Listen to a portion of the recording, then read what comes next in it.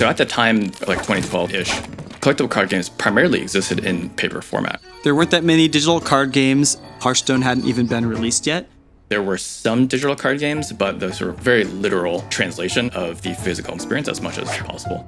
And so we thought, okay, this is a really good opportunity to make a League of Legends card game that had mechanics that wouldn't show up in a paper card game because they were too challenging to pull off. Imagine if you had a Warwick card and you'd see Warwick climbing up the top of the deck towards the top as he caused damage. And it should be something you couldn't pull off in physical. You couldn't know where Warwick is in the deck and then move him up. But in digital, all those rules could be done by the computer in the background. So we're really trying to play off the transition from paper to digital and to make a really good strategy game. At the time when we were working on what we'd fondly refer to as bacon, because we perceived there to be this great opportunity, our assumption was that other people saw that same opportunity. And maybe 6 months towards shipping the game, Hearthstone was announced. We were at PAX East the day that they announced Hearthstone. In my head, honestly, I was hoping it wasn't good, which is a terrible thing to say, but I was really nervous. I was like, hey, we've worked on this for a couple years. I think we've got something. It's not quite there yet. I was hoping that it didn't blow us out of the water. And we sat down, and as I played the game, the thing that stood out to me was just, wow, this game looks and feels amazing. There was just a level of polish and care there that made it feel like a physical board game. And more importantly, even those unfamiliar with the card game genre could get into really quickly and understand and have fun with right out the bat. Our game, quite frankly, was complicated to learn because it was actually made to be a similar complexity card game to the paper ones. We all realized, man, it's going to be a huge jump to go from a game like that to ours. We felt over time that just wouldn't be acceptable in this kind of new age of digital card games that we're going for. So that was a pretty big self-identity crisis for the old Bacon team, where the thing that we were going after, we realized might not be the right thing for players at that time anymore.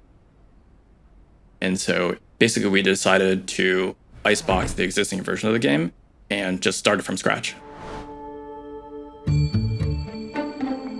After that, we bought every conceivable board game and card game that we could get our hands on. And what we did is we just dissected what made a great turn-based game. And then we started to make prototypes. What we would do is for every prototype we made, we would put a little blurb underneath it about what we learned. And we called that the Great Wall of Bacon. One of my favorite ones included a prototype called Fighter, where one player was a champion and his cards represented abilities just of that champion, but it was much more a splashy summer game that would have been pretty hype, not so much a game that you're going to invest your life into.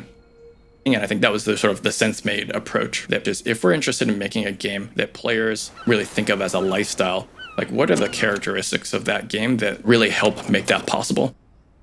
Not just with card games, a lot of that appeal is actually a deck building experience.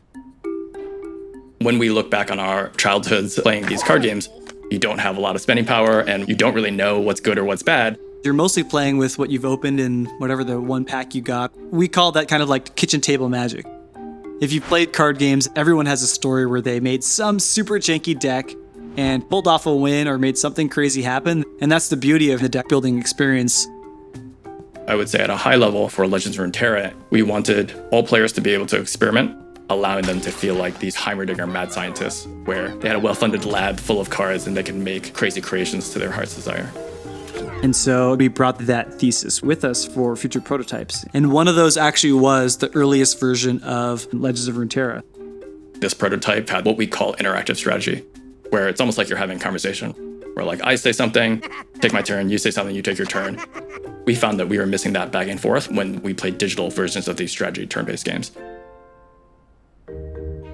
I think the moment we realized that the prototype was the one we were going to move forward with was when people on the team wanted to build decks and try to win a monthly Bacon tournament. Seriously, people were brewing decks, but not trying to show their deck to other people. And when we watched and saw how much strategy and back and forth play, that was when we started to realize that we had something really cool. Because at that point, the game's not even pretty, but if you see people playing games for fun, you know you've got something special.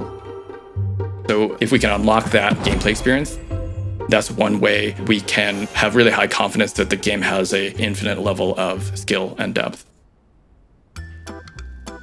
When I look back on our decision to make a reset, it's not something that I regret at all. We could have shipped that other game, and it probably would have done okay, and it probably would have faded away, and it probably would never have had the chance to go the distance like Legends of Runeterra does. While those moments were painful and we had to learn a lot from them, I think they obviously led us to where we are today.